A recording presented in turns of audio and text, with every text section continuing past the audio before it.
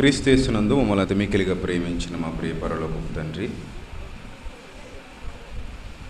ఈ ఉదయకాల సమయంలో మీ పిల్లలముగా మీ మాటలు ఆలోచించడానికి మమ్మల్ని అందరినీ ఎంతగానో ప్రేమించి సజీవుల లెక్కలో ఉంచి తండ్రి, మరలా మీ యొక్క అక్షయమైన ఆహారాన్ని భుజించడానికి మీరు ఇచ్చిన శ్రేష్టమైన ఈ సమయాన్ని బట్టి హృదయపూర్వకంగా కృతజ్ఞతాస్తుతులు చెల్లించుకుంటున్నాము.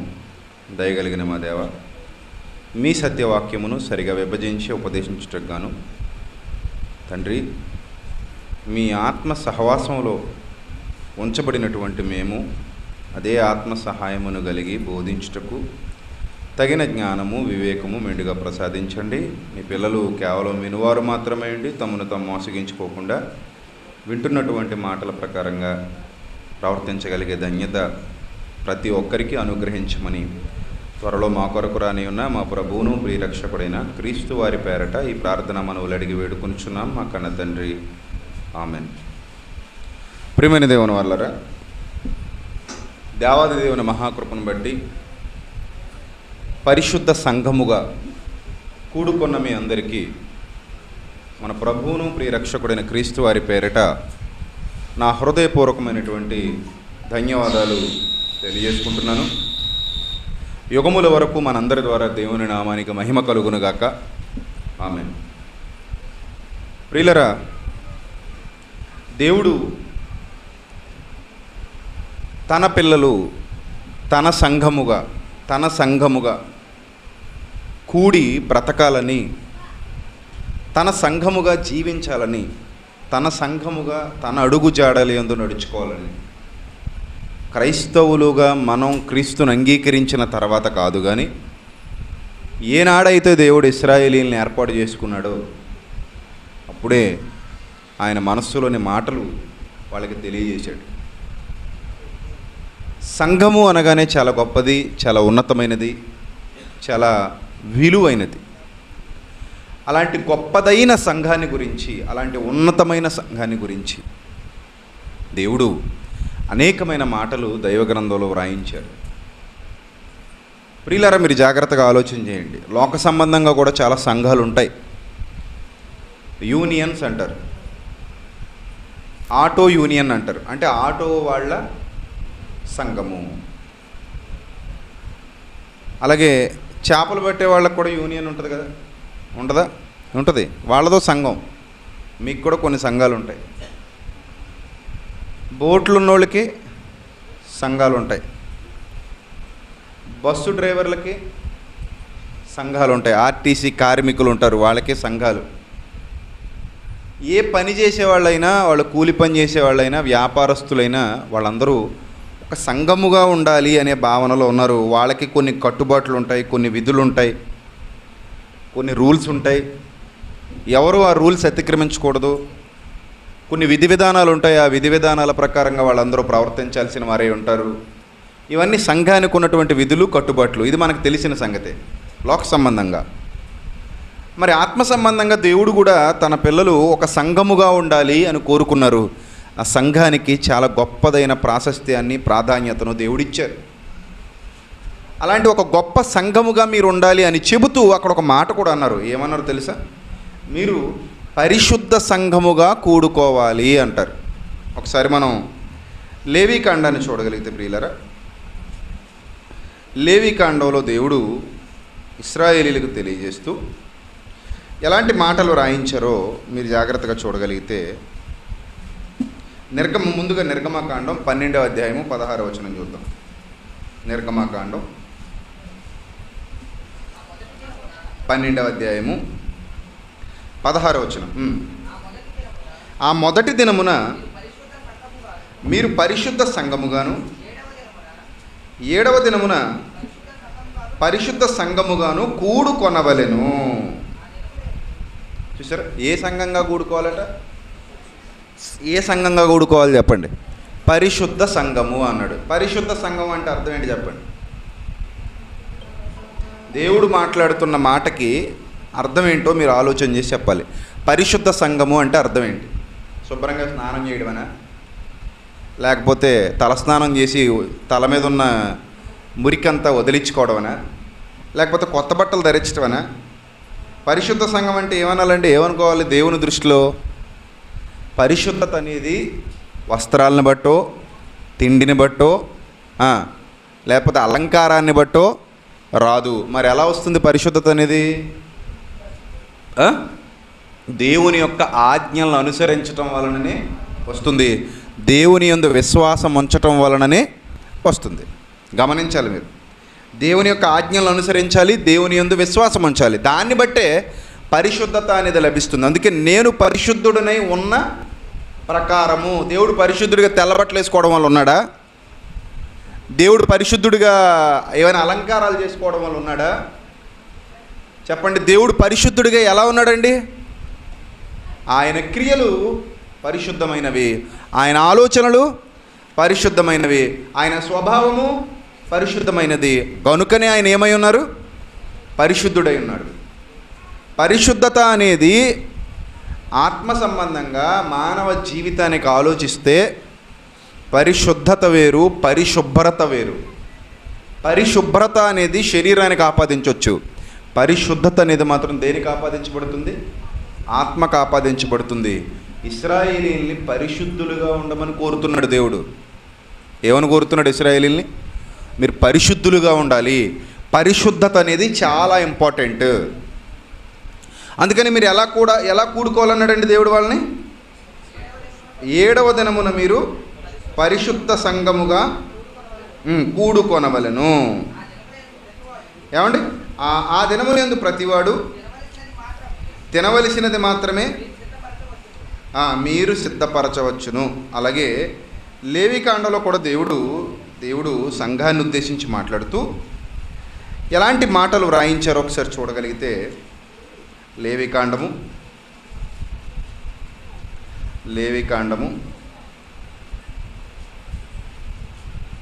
4వ అధ్యాయము 13వ వచనం చూద్దామండి. లేవికాండం 4వ అధ్యాయము 13వ వచనం. ఇశ్రాయేలీల సమాజమంతయు పొరపాటున ఏ తప్పిదము చేసి యెహోవా ఆజ్ఞలన్నిటిలో దేనినైనను మీరి, బాగా అండర్లైన్ చేసుకోవాలి ఇవన్నీ మీరు. ఇశ్రాయేలీలకే ఎన్ని కట్టడలు ఉన్నాయి సంఘం విషయంలో జాగ్రత్తగా చూడాలి.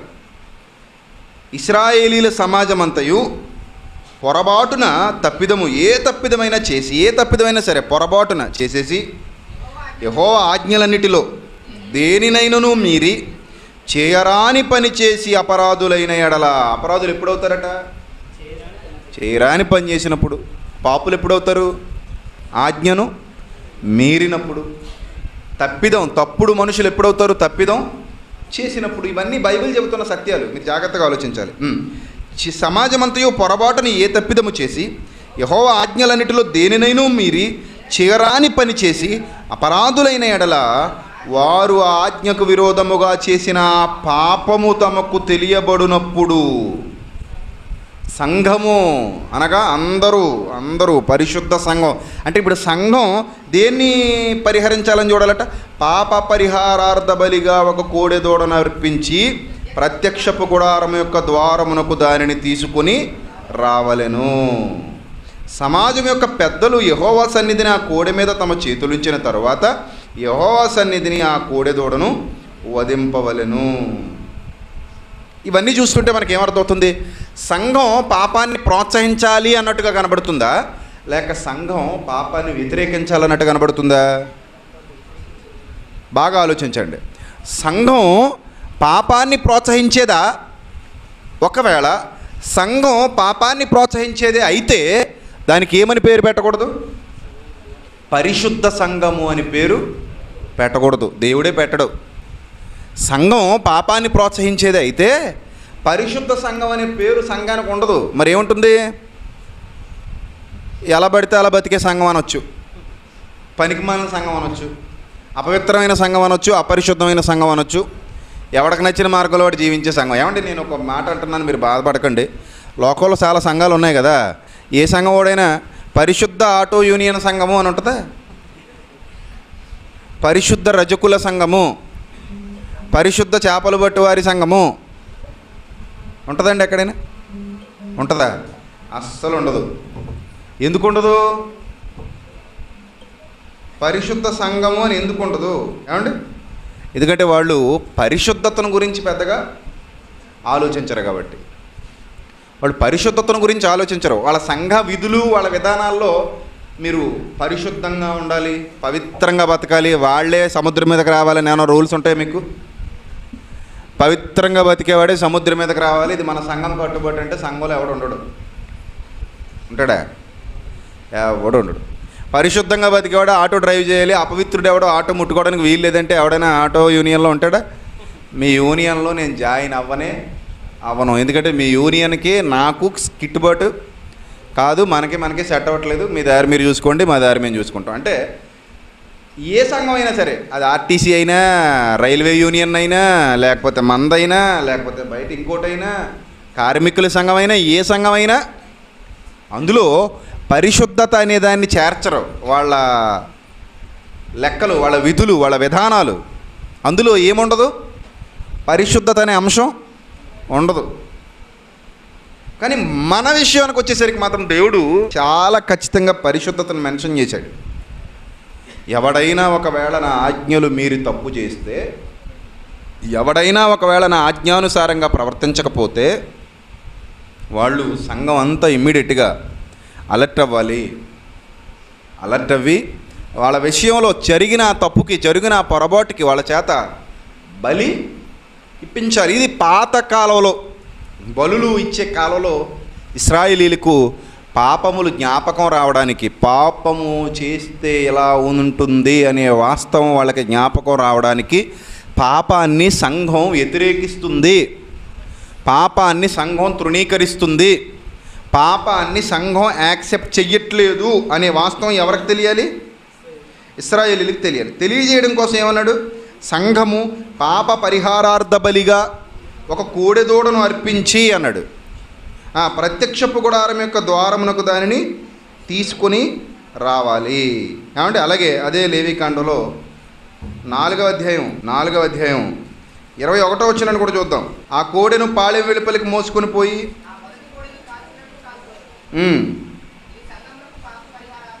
ఇది సంఘమునకు పాప పరిహారార్థ బలి అంటాడు. ఏమండి ఎక్కడ చెప్పినా సరే మీరు పరిశుద్ధ సంఘంగా కూడాలి, మీరు పరిశుద్ధులుగా ఉండాలి, మీరు పరిశుద్ధులుగా ఉండాలి అనే మాట ఎక్కువ కనబడుతూ ఉంటుంది.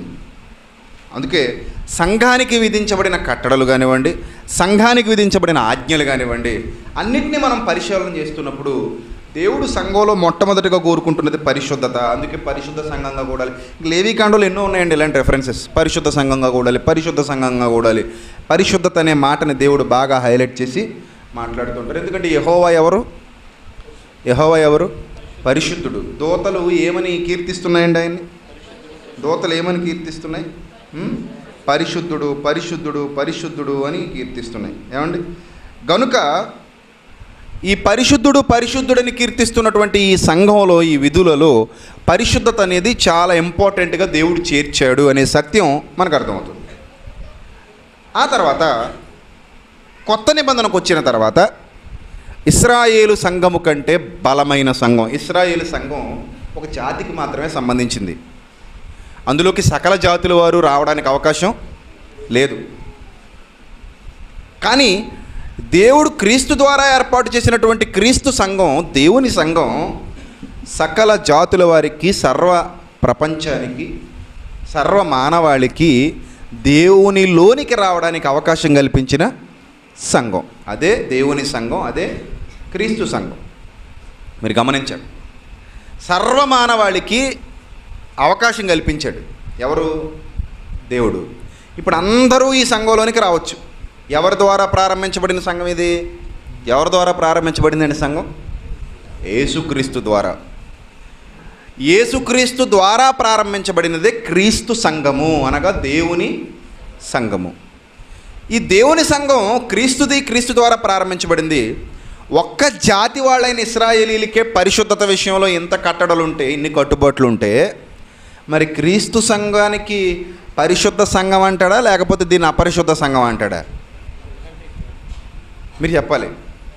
క్రీస్తు సంఘం పరిశుద్ధమైనదిగా ఉండాలా, పరిశుద్ధమైనదిగా కూడుకోవాలా, అపరిశుద్ధమైనదిగా కూడుకోవాలన్నది దేవుని సంకల్పం అంటారా? ఇశ్రాయేలీల కంటే ఎక్కువైన పరిశుద్ధ సంఘముగా కూడుకోవాలి. ఎందుకంటే ఇశ్రాయేలీలు సర్వసత్యం తెలిసిన వాళ్ళు కాదండి, వాళ్ళకి పరిపూర్ణమైన జ్ఞానం లేదు. కానీ క్రైస్తవులుగా క్రీస్తు సంఘముగా కూడుకుంటున్న మనకి సర్వసత్యం తెలుసు, పరిపూర్ణమైన జ్ఞానాన్ని దేవుడు తెలియజేశాడు. కనుక మీరు క్రీస్తు సంఘముగా కూడుకుంటున్నారు అని అంటే అసలు పరిశుద్ధుల సంఘము అన్నాడు. దీన్ని కూడా ఏమన్నాడు తెలుసా? పరిశుద్ధుల సంఘము. కొరింథీయులకు రాసిన మొదటి పత్రిక చూడండి, మొదటి పత్రిక 14వ అధ్యాయము 33. మొదటి పత్రిక 14వ అధ్యాయము 33వ వచనం ఏమని రాయబడిందో చూడండి. అలాగే పరిశుద్ధుల సంఘములన్నిటిలో దేవుడు సమాధానమునకే కర్త కానీ అల్లరికి కర్తగాడు. సంఘాలు ఏం సంఘాలట ఇవి? ఏం సంఘాలు అటు చెప్పాలి?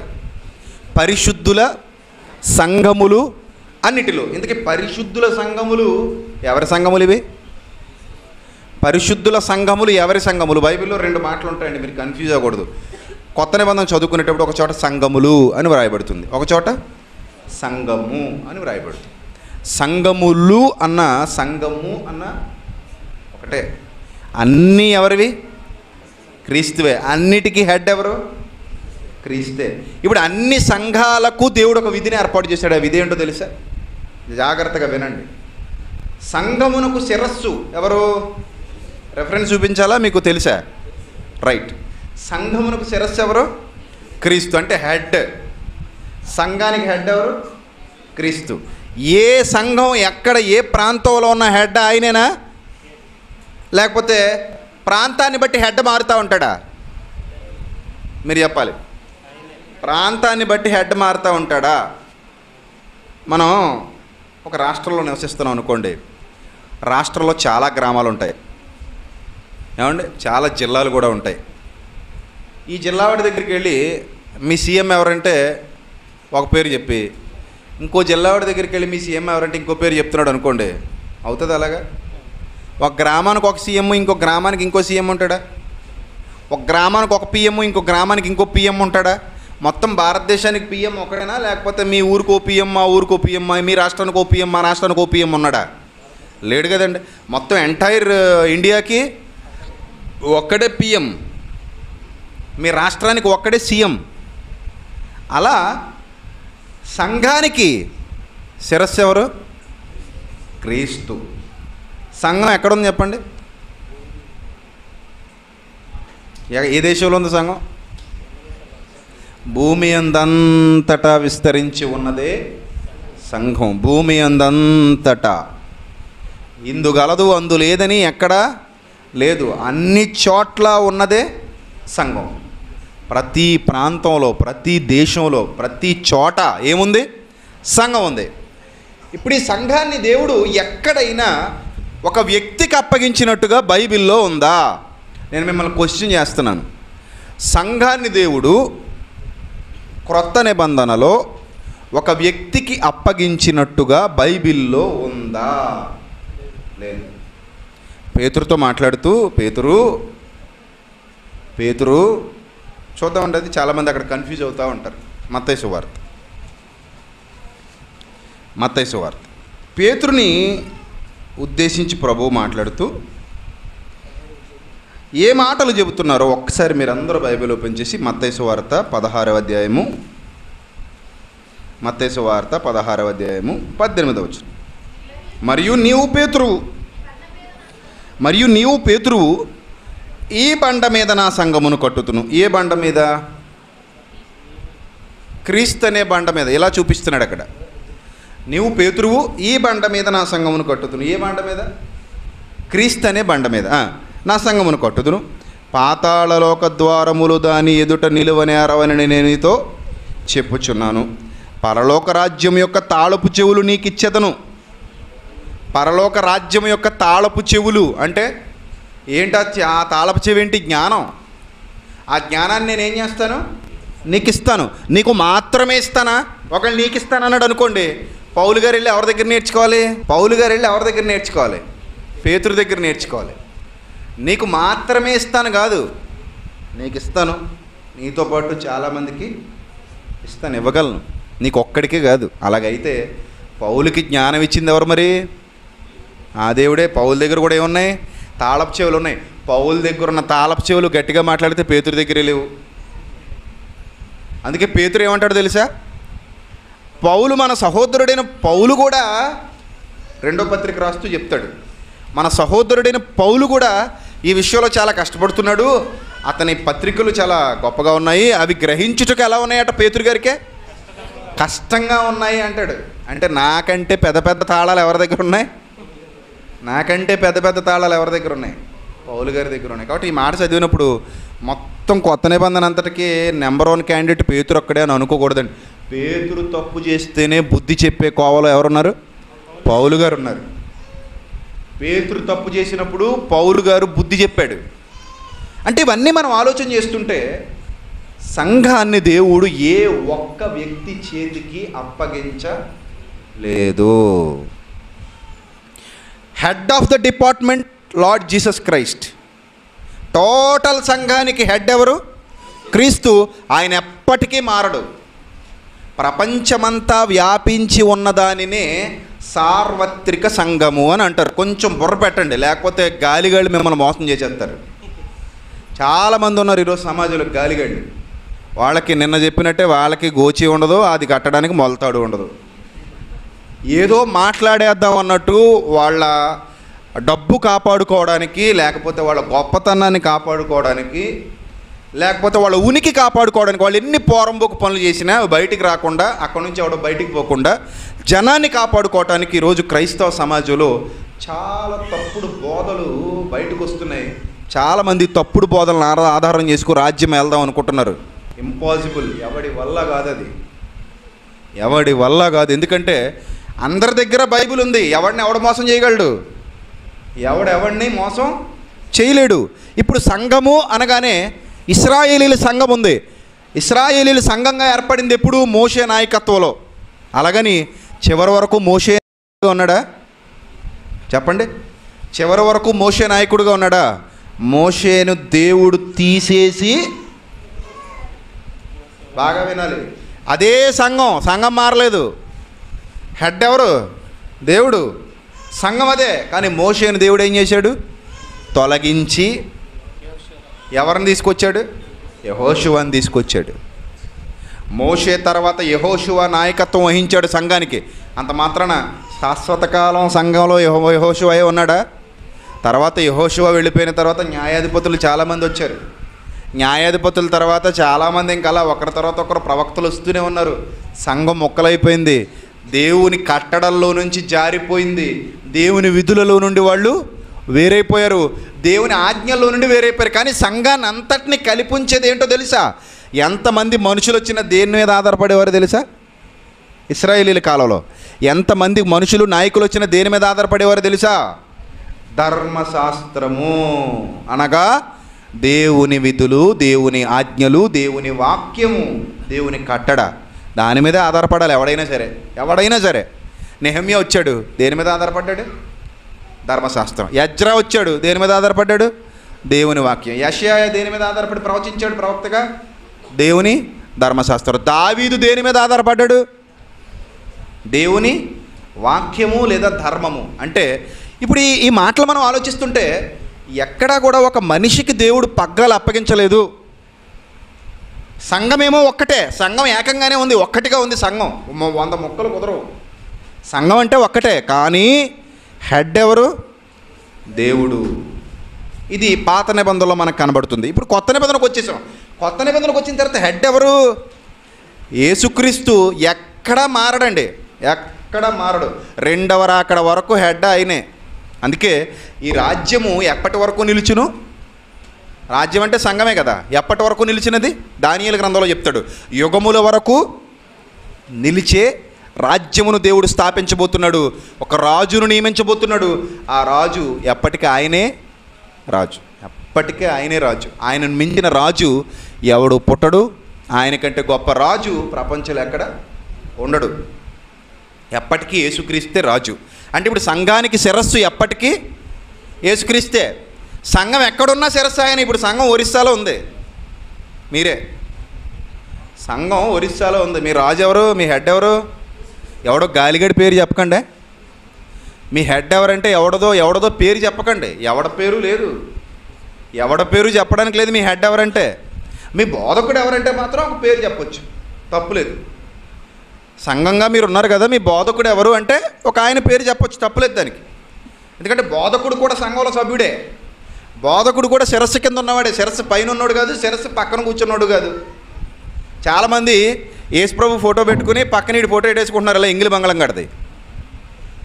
అంటే యేసుప్రభు పక్కన నడిచి వచ్చేస్తున్నట్టు, యేసుప్రభుత్తుడు ఏదో సమానుడైనట్టు. ఏటి గాలి గోపురం వాళ్ళందరూ యేసుక్రీస్తుతో సమానులా? ఆయనతో సముడైన వాడు ప్రపంచంలో ఎవ్వడూ లేడు, ఎప్పటికీ ఉండడు. ఇది గమనించండి ప్రతి ఒక్కరు కూడా. ఎవరు క్రీస్తుతో సముడైన వాడు లేడు, ఆయనకు సమానుడైన వాడు ఎవ్వడూ లేడు, ఎప్పటికీ ఉండడు. ఆయనే. ఎవడైనా ఆయన కింద ఉండాలి తప్ప ఆయన పక్కకెళ్ళి నిలబడతానంటే అసలు అంత సమర్థత నీకెక్కడది, నాకెక్కడది? మనం ఎంత, మన బతుకులు ఎంత? ఆయన పక్కకెళ్ళి నిలబడే సమర్థత ప్రపంచంలో ఎవరికి లేదు. మరి ఎవరికుందండి? ఆయనకాయనే పోటీ, ఆయనకాయనే సాటి, ఆయనతో మేటి అయిన వాడు ఈ ప్రపంచంలో ఎవడు లేడు. కాబట్టి నేను క్రీస్తు పక్కన నిలబడిపోతాను, నేను క్రీస్తు ఒకటే అన్నట్టు, లేదా మేము ఇద్దరు సమానమే అన్నట్టు, నేను ఆయనలాగే పనిచేసేస్తున్నాను అన్నట్టు, నేను ఆయన అంత గొప్ప అన్నట్టు ఆయన పక్కన నువ్వు పెట్టేసుకున్నావు అనుకో, అసలు ఆయన పక్కన అంటే అది ఒక ఆయన ఎలా ఉంటాడో ఎవరికి తెలియదు అనుకోండి. కాకపోతే ఒక బొమ్మ ఉంటుంది కదా, ఏదో క్రీస్తుకు ఒక రూపం కల్పించారు కదా సమాజంలో, సినిమాల్లో క్రీస్తుని చూపించి అలాగేదో బొమ్మలు ఉంటాయి కదా, ఆ బొమ్మల పక్కన మన బొమ్మలు పెట్టేసుకున్నావు అనుకోండి, చూసేవాడికంటే నీ మనసులో అభిప్రాయం ఏంటి? నువ్వు ఆయన పక్కన ఇలా భుజాల మీద చేతులు వేసుకుని నడిచి వచ్చేస్తారా? అంటే మీ ఇద్దరు ఒకటేనా? తప్పండి. క్రీస్తుకు సముడైన వాడు, క్రీస్తుకు సాటి అయిన వాడు ఎవడు ఎక్కడ లేడండి. సంఘం ఆయిందేనండి, ఎప్పటికీ ఆయిందే, చచ్చిపోయేంత వరకు సంఘం ఆయిందే. ఒరిస్సాలో ఉంది సంఘం, ఎవరిది సంఘం? ఎవరిది? క్రీస్తుది. సరే, మన ఆంధ్రాలో ఉందనుకోండి సంఘం, అదెవరిది? అమెరికాలో ఉంటే, ఆఫ్రికాలో ఉంటే, ఎరుషలేములో ఉంటే, ఆస్ట్రేలియాలో ఉంటే, పాకిస్తాన్లో ఉంటే, చైనాలో ఉంటే, ఆరిన నేల మీద ఎక్కడ సంఘం ఉన్నా ఎవరిది? క్రీస్తుదేనండి. ఏ మనిషిది సంఘం కాదండి, ఏ మనిషిది సంఘం కాదు. మరి ఇప్పుడు ఆయా చోట్ల బోధకులు ఉన్నారు కదండి, ఈ బోధకులు సంఘం మాదంటున్నారు కదండి, అన్నారండి? ఎప్పుడైనా విన్నారా మీరు ఇలాంటి మాటలు? నేనైతే చాలాసార్లు విన్నాను. సంఘం నాది, నువ్వెవడరా మాట్లాడడానికి అంటాడు. సంఘం నీదా? మరి క్రీస్తే మావాడు, మా అన్నయ్య. ఓహో, నువ్వు తమ్ముడువా? మరి నువ్వు తమ్ముడు అయితే మరి మేమెవరు? మేము తమ్ముళ్ళం కదా, మేము పిల్లలం కదా ఆయనకి, మేము ఆయన శిష్యులం కదా. నువ్వు ఒక్కడవే శిష్యుడువా? మేం కాదా? కాదు, నేను ఒక్కడనే. కాబట్టి సంఘం ఎవరిది? మా అన్నయ్య సంఘం నాదే, మా డాడీ సంఘం నాదే. కాబట్టి ఆ సంఘం నాది అన్న భ్రమలో చాలామంది నిన్ను తోసేస్తున్నాను, అన్ని తోసేస్తున్నాను, ఇన్ని తోసేస్తున్నాను. ఎంతమందిని తోసేస్తావు నువ్వెవడ తోసేయడానికి? ఇంకొక విషయం చెప్పమంటారా? ఒక వ్యక్తిని సంఘంలో నుండి బయట పెట్టాలి అని అంటే వ్యక్తికి ఇవ్వలేదు అధికారం. దేనికి ఇచ్చాడు తెలుసా? వాక్యానికి ఇచ్చాడు. ఇప్పుడు మీరందరూ సంఘం, మీ సంఘంలో ఎవడో ఒకడు దేవుని చిత్తమందు నిలిచి ఉండట్లేదు, అనగా ఆయన ఆజ్ఞలయందు సత్యమునందు నిలిచి ఉండట్లేదు, సత్యానికి భిన్నంగా వెళ్ళాడు, సత్యానికి భిన్నంగా వెళ్తున్నాడు. అప్పుడు వాడిని బయట పెట్టాల్సింది మీరా, మొదట వాక్యమా? మొదట వాక్యం బయట పెట్టాక అప్పుడు మీరు బుద్ధి చెప్పి హెచ్చరించి గద్దించి, అయినను వినకపోతే అతనిని అన్యునిగాను సొంకరిగాను ఎంచుకోవాలంతే, ఇక వేరే దారి లేదు. మరి ఎవడో కొరింథు సంఘంలో తన తండ్రి భార్యను ఉంచుకున్నాడట. తెలుసు కదా మీకు ఈ సంగతి? అంటే వరుసకి పిన్ అయ్యే ఆమె తండ్రి భార్య. అంటే అతని తండ్రికి ఎవరో ఇద్దరు భార్యలు ఉండొచ్చు, మేబీ తల్లిని కాదు, పిన్నిని. ఆ తండ్రి భార్య అంటే ఉపపత్ని. ఆ కాలంలో అలాంటి వాళ్ళు చాలామంది ఉండేవారు. వాళ్ళే మారు మనసు పొందించినప్పుడు సంఘంలోకి చేర్చుకునేవారు, ఎందుకంటే ఇంక వేరే అవకాశం లేదు. అప్పటికే వాడికి 2 పెళ్ళిళ్ళు అయిపోయాయి. ఏం చేస్తాడు? ఎవరిని వదలడానికి వీలు లేదు. మారు మనసు పొందారు ముగ్గురు సంఘంలోకి వచ్చేవారు. అది విధానం. ఇప్పుడు ఎవడో తండ్రి భార్యని ఉపపత్నిని ఉంచేసుకున్నాడు వీడు కూడా సంఘంలో కంటిన్యూ అయిపోతున్నాడు. అంటే వీడు ఏమనుకున్నాడంటే, నా తల్లి కాదు కదా, నన్ను కనలేదు కదా, మా నాన్న భార్య అయినప్పటికీ నా పిన్నే కదా, పర్లేదు అనుకుని ఉండొచ్చు, లేదా మా నాన్న చనిపోయిన తర్వాత నేను ఆమె ఏదో పెట్టుకున్నాను అనుకోవచ్చు. ఇలాంటి నీచమైన క్యారెక్టర్ వాళ్ళకు వచ్చి ఉండొచ్చు. అంటే అలాంటి చెడ్డ స్వభావం, అది దుష్ట స్వభావం. ఆ స్వభావంతో వాడు ఉంచుకుంటే సంఘానికి పౌలు ఏమని చెప్పాడో తెలుసా? అట్టి వారిని మీలో నుండి వెలివేయకుండా ఎందుకున్నారు? ఇలాంటి నీచమైన కార్యం అన్యజనుల్లో కూడా జరగదు. ఇలాంటి నీచమైన కార్యం అన్యజనుల్లో కూడా జరగదు. సంఘమా నీలో జరుగుతుంది. కొరింథులో ఉన్న సంఘానికి రాస్తున్నాడు లేఖ 6వ అధ్యాయంలో, 5వ అధ్యాయం 6వ అధ్యాయం 2 కలిపి ఉంటాయి. రెండింట్లో కూడా ఇదే విషయాలు చెప్తూ వస్తాడు. తీర్పు గురించి 6వ అధ్యాయం ప్రారంభంలో కూడా మీరు తీర్పు కోసం ఎవరి దగ్గరికి వెళ్ళి కూర్చుంటున్నారట? సంఘానికి తీర్పు తీర్చే అధికారం మీకు లేదా? మీరు దేవదూతలకే తీర్పు తీర్చేవాళ్ళు మీరు. కాబట్టి ఆ పాపం చేసిన మీలో నుండి ఎందుకు వెలియలేదు? మీరు ఎందుకు ఉంచారు? వాడు వాక్యాన్ని అతిక్రమిస్తున్నాడు, సత్యమందు నిలిచిన వాడు కాడు. కనుక తీర్పు దేన్ని బట్టి జరుగుతుంది? సత్యాన్ని బట్టి జరుగుతుంది. పౌలు వచ్చి నేను వచ్చినప్పుడు లేవలేదు, నాకు గుడ్ మార్నింగ్ చెప్పలేదు, బయటికి తోసేయండి అన్నాడు అనుకో, కుదురుతుందా? నేను వచ్చాను, వాళ్ళు లేవలేదు, అలా కూర్చొని ఉన్నాడు, ఆడికి ఎంత పొగరు, నన్ను గౌరవించలేదు, నాకు దండం పెట్టలేదు, నాకు అన్నం పెట్టలేదు, అందుకని తోసేయండి అంటే కుదురుతుందా? కుదరదు. దేన్ని బట్టి తోసేయచ్చు? దేన్ని బట్టి? వాక్యాన్ని బట్టి. అంటే ఫస్ట్ ప్రియారిటీ దేనికి ఇస్తుంది సంఘం?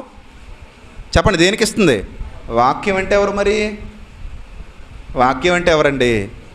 Head of the department. అంటే ఒకడిని బయట పెట్టాలంటే పెట్టాల్సింది ఎవరన్నమాట? క్రీస్తు, నువ్వు కాదు. ఒకడిని పక్కన పెట్టాలంటే పెట్టాల్సింది క్రీస్తు. ఏ సంఘంలో అయినా అధికారం ఆయనదే. ఏ సంఘంలో అయినా అధికారం ఆయనదే. ప్రపంచవ్యాప్తంగా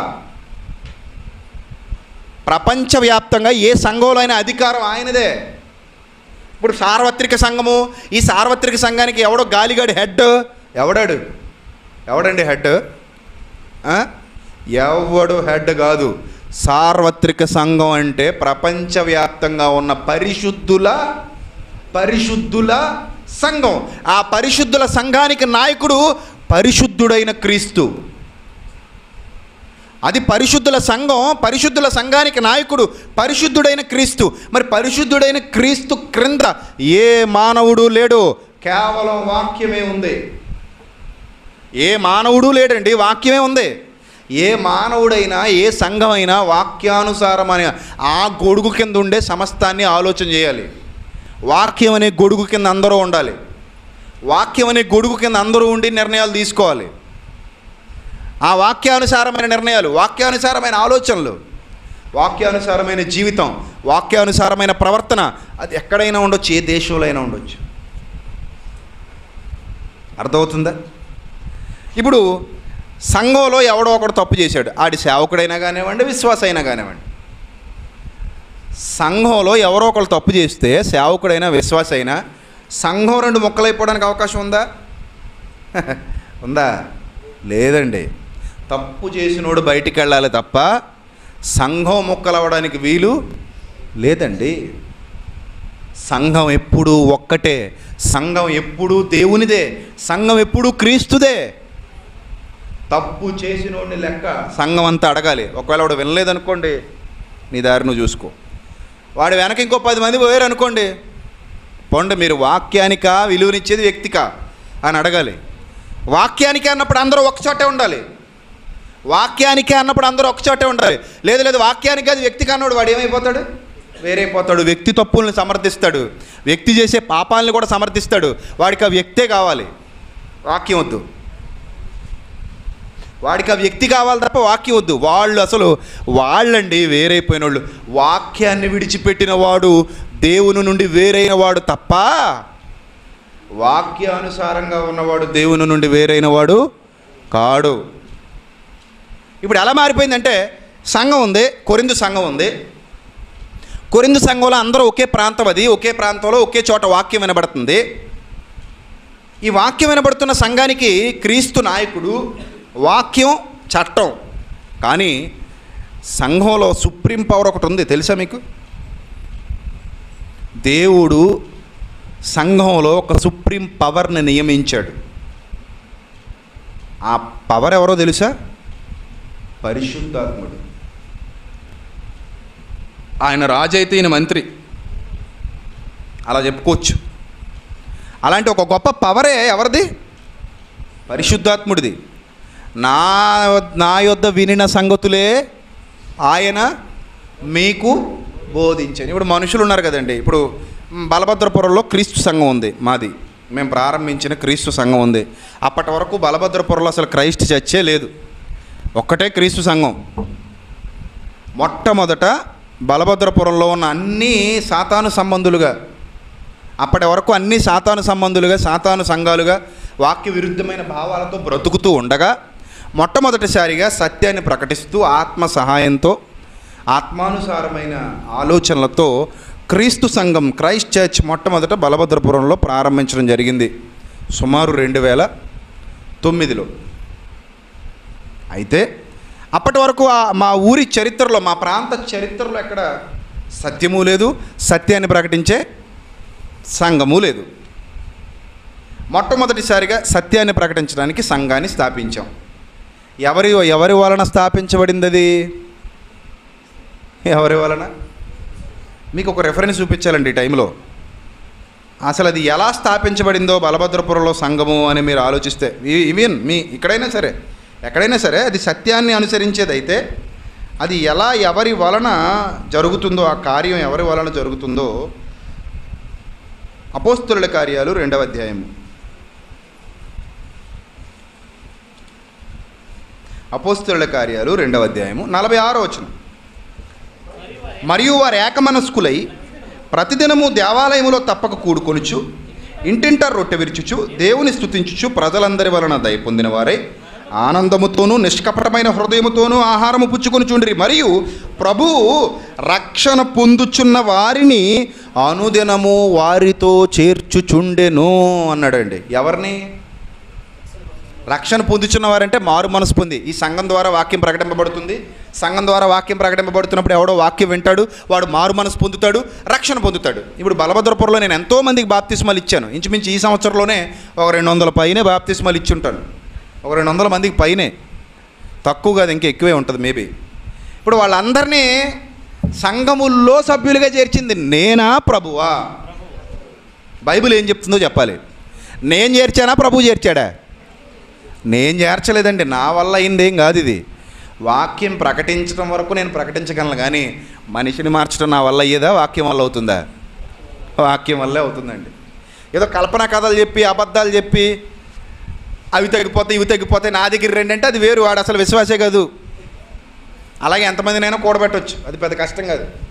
మనం నూనె డబ్బాలు పెట్టి, లేకపోతే స్వస్థతలు, అబద్ధాలు, మోసాలు చేసి జనాన్ని రప్పించేసుకుని ఎంతమందినైనా పోగొట్టేయచ్చు, అది పెద్ద విషయమా? నేను 10 మందిని నిలబెట్టుకుని ఒక్కొక్కడికి 500 కొట్టి, అరే నేను ఎలా అంటాను, నువ్వు పడిపోవాలి, అలాగే బాబయ్య నేను ఎలా అంటాను, నువ్వు దెయ్యం వచ్చినట్టు గిలగిలగా కొట్టేసుకో, నేను జుట్టు పట్టుకుని 2 ఊపుతాను, ఆ తర్వాత అలా ప్రశాంతంగా పోయింది ఏమైంది అనాలి. నువ్వు ఏం జరిగింది అనాలి, ఎర్రిమొహం వేసుకుని. నీ 500 నీకు ఇచ్చేస్తాను. అలా 10 మందిని పెట్టాను అనుకోండి, ఇక్కడ ఏమవుద్దప్పుడు? కొత్తగా వచ్చినోడు చూస్తాడు, చూసి నీ 500కి నా మధ్యలో ఉన్న డీలింగ్ ఆడికి తెలీదు. ఆహా ఇదేదో బాగుంది అనుకుంటాడు, ఆడు వచ్చేస్తాడు. ఇంక రేపటి నుంచి ఆడు నాకు ఫ్రీగా వాడబడతాడు. నీకైతే 500 ఇవ్వాలి, ఆడికైతే అదే ఒక్కలే. నేను ఎలాగంటే ఆడు ముందే పడిపోతాడు, అందరి కోసం గొప్ప వచ్చేద్దని. ఇలాగైతే చాలామందిని కూడబెట్టవచ్చు కదా. అలా కాదండి. సత్యం ప్రకటించి సంఘంలోనికి చేర్చడం నా గొప్పతనం వల్ల కాదు. సంఘం విస్తరిస్తుంది. ఎవరి వల్ల విస్తరిస్తుంది సంఘం? ఎవరి వల్లట? ప్రభు. సంఘం ప్రభువు వల్ల విస్తరిస్తుంది, ప్రభువే చేరుస్తున్నాడని బైబిల్ చెప్తుంది. మరి ఈరోజు ఏమంటారు తెలుసా చాలామంది? నేనే చేర్చాను వీళ్ళందరినీ, నా వల్లే వచ్చారు వీళ్ళందరూ, నేను లేకపోతే మీరెక్కడున్నారు? అప్పుడు బైబిల్ ఒప్పుకుంటుందా దాన్ని? నేను లేకపోతే మీరు ఎక్కడున్నారు అంటే బైబిల్ ఒప్పుకుంటుందా? ఒప్పుకోదండి. అసలు ప్రభువు లేకపోతే నువ్వెక్కడ ఉన్నావని ఇంకో క్వశ్చన్ వచ్చేస్తుంది. నేను లేకపోతే నువ్వెక్కడున్నావు అన్నమాట పక్కన పెడితే, ప్రభువు లేకపోతే అసలు నువ్వెక్కడున్నావని ఇంకో క్వశ్చన్ వస్తుందా లేదా? వస్తుంది. అంటే ఇప్పుడు ప్రభు కృప వలనే ఎవడైనా సేవ చేస్తున్నాడు, ప్రభు కృప వలనే ప్రభు దయ వలనే ఎవడైనా సంఘంలోనికి వస్తున్నాడు. అది సత్యం ప్రకటించే సంఘం అయితే ఇప్పుడు కూడా హెడ్ ఎవరండి? మనిషా ప్రభువా? ప్రభువే. అంటే నేను ఎంతమందికి బాప్తిస్మం ఇచ్చినా వెనకుండి నడిపించినది ప్రభువే తప్ప నా గొప్పతనం ఏమీ లేదు. వాళ్ళు మారు మనసు పొందారంటే ప్రభు యొక్క వాక్యం గొప్ప తప్ప నా గొప్పతనం ఏమీ లేదు. ఇప్పుడు సంఘం ఎలా ఆలోచించినా మళ్ళీ అక్కడికి వెళ్తుంది. ఎలా ఆలోచించినా మళ్ళీ ఎక్కడికి వెళ్తుంది? ప్రభు అనుదినము వారితో చేర్చుచుండెను. ప్రభు అనుదినము వారితో చేర్చుచుండెను. ఇక మరి ఇప్పుడు సంఘం విస్తరించిన తర్వాత కొరింథు పట్టణంలో పౌలు గారు వెళ్ళారు, సంఘాన్ని స్థాపించారు. దేని ద్వారా? వాక్యం ద్వారా. అక్కడ కూడా హెడ్ ఎవరు? ప్రభువే. పౌలు గారు వెళ్ళారు, సంఘాన్ని స్థాపించారు. అక్కడ హెడ్ ఎవరు? ప్రభు. ఏమండి, ఆ సంఘాన్ని స్థాపించిన తర్వాత, పౌలు గారు సంఘాన్ని స్థాపించిన తర్వాత చాలామంది అక్కడికి వచ్చేసి గ్రూపులు అయిపోయారట సంఘంలో నుంచి. ఒకడు వచ్చాడు, పౌలు గారి దగ్గరే బాప్తిసం తీసుకున్నాడు. అదే ప్రాంతంలో, అదే కొరింథు పట్టణంలో మరో చోట ఒక షెడ్ వేసేసి అక్కడ సంఘం పెట్టేశాడు. దానికి కూడా క్రీస్తు సంఘం అని పేరు పెట్టేస్తే కుదురుతుందా?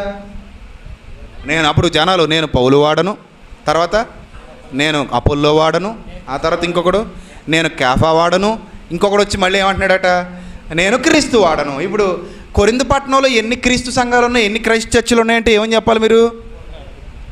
అలాగెలా కుదురుతుంది? మరి 4 ఉన్నాయి కదా. మీకు అర్థమవుతుందా? కొరింథు పట్టణంలో క్రీస్తు సంఘాలు ఎన్ని ఉన్నాయి? క్రైస్ట్ చర్చ్, క్రీస్తు సంఘం ఎన్ని ఉన్నాయి? వాక్యానుసారంగా అయితే ఎప్పటికీ ఒక్కటే ఉంటుంది, అదే నిజమైనది. కానీ ఈ మొక్కలు వచ్చాయి కదా, 3 మొక్కలు వచ్చాయి. ఈ 3 మొక్కలు క్రీస్తు సంఘం అని పిలువబడుతున్నా, క్రైస్ట్ చర్చ్ అని వాళ్ళు పేరెట్టుకున్నా, మేము సత్యమే కదా ప్రకటిస్తున్నామని అన్నా అది క్రీస్తు సంఘం కాదు, కానేరదు. దేవుని సభ్యత్వం వాళ్ళకి లేదు. ఎందుకంటే సంఘం అంటే వ్యాపారం కాదు. సంఘం అంటే నా గొప్పతనాన్ని ప్రకటించుకోవడానికి పెట్టుకుంది కాదు. సంఘం అంటే నీకు అవకాశం కల్పించేది కాదు, లేదా నీ కింద ఉండేది కాదు. నువ్వు ఎవడబడితే వాడు షెడ్ వేసేసుకుని సంఘం పెట్టేసుకుంటే ఆ సంఘం ఎలా అవుతుందండి? నేనైనా, ఈయనైనా, నువ్వైనా, ఆయనైనా, ఇంకొకడైనా అందరూ దేని కింద ఉండాల్సిన వాళ్ళు? ఈ సత్యవాక్యం ఎక్కడ ప్రకటింపబడుతున్నప్పుడు, ఇప్పుడు నేను ఒక మాట చెప్తాను. ఈ ముందు రోలో ఉన్న ఆడవాళ్ళు 4, 10 మంది ఓ సంఘం పెట్టేసుకోండి వెళ్ళి. ఆ వెనకున్న 10 మంది ఇంకో సంఘం, ఆ వెనకున్న 20 మంది ఇంకో సంఘం, ఈ ముందు రోలో ఉన్న 10 మంది మగాళ్ళు సంఘం, ఆ వెనకున్న వాళ్ళు సంఘం, బయట కూర్చున్న వాళ్ళు సంఘం. అప్పుడు ఒరిస్సాలో ఎన్ని సంఘాలు ఉన్నాయి? పెట్టుకొచ్చి అలాగా పెట్టేసుకొచ్చండి. అలా మనందరం మీ 10 మంది మీదో సంఘం, మీరు సెట్ వేసేయండి వెళ్ళి. వాళ్ళ 20 మంది వాళ్ళతో సంఘం, వాళ్ళు సెట్ వేసేయండి. మీ 20 మంది మీదో సంఘం, మీరు సెట్ వేసేయండి. ఆ బయట ఉన్న వాళ్ళతో సంఘం, వాళ్ళు సెట్ వేసేయండి. అంతే కదా. ఇప్పుడు మీలో మీ 10 మందికి ఏదో డ్వాక్రా మహిళలకి ఒక గ్రూప్ లీడర్ ఉన్నట్టు మీకు లీడర్ ఉంటుంది, ప్రెసిడెంట్. ఆ ప్రెసిడెంట్ వాక్యం చెప్తుంటుంది. కాబట్టి మా ప్రెసిడెంట్తో ఉన్న వాళ్ళందరూ మా సంఘానికి రండి, మా ప్రెసిడెంట్తో ఉన్న వాళ్ళు మా సంఘానికి రండి. అడుగు బయట మాకు నాయకుడు ఉన్నాడు, ఆడితో ఉన్న వాళ్ళందరూ మా సంఘానికి రండి.